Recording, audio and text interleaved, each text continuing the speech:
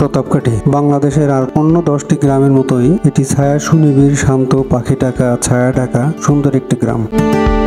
খুলনার পাইকগাছা উপজেলার ঐতিহ্যবাহী কপিলমুনি বাজারের পাশে প্রতাপকাঠি গ্রামটির অবস্থান। ছায়া ডাকা, পাখি ডাকা, শান্ত সুনিবিড়, সবুজ শ্যামলিমায় ঘেরা প্রতাপকাঠি গ্রামটি। চারিদিকে যেমন সবুজের কমতি নেই, তেমনি সবুজের মাঝে মাঝে পুকুর, জলাভূমি, ভরা মাছ, গোলা ভরা ধান, গোয়াল ভরা গরু সবই এখানে আছে।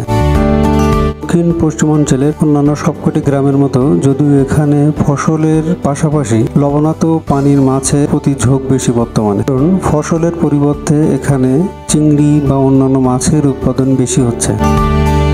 পুরো গ্রামটি ঘুরে ঘুরে সবাইকে দেখাতে বলে আরো ভালো লাগতো। গ্রামটি আসলে অনেক সুন্দর। গ্রামের এই অংশটির নাম সরুর বিল। আমাদের দক্ষিণাঞ্চলের সবারই একটা অভ্যাস আছে যেখানকার নাম যতটা সংক্ষেপ করা যায়। এই বিলটির আসলে নাম সরুলিয়া বিল, যেটি সংক্ষেপ হয়ে এখন সরু বিল নামে পরিচিত। বিলের এই অংশটি এলাকার কিছুটা পশ্চিম দিকে অবস্থিত, তাই এলাকার লোকজনের কাছে এই অংশের নাম পশ্চিম দিক।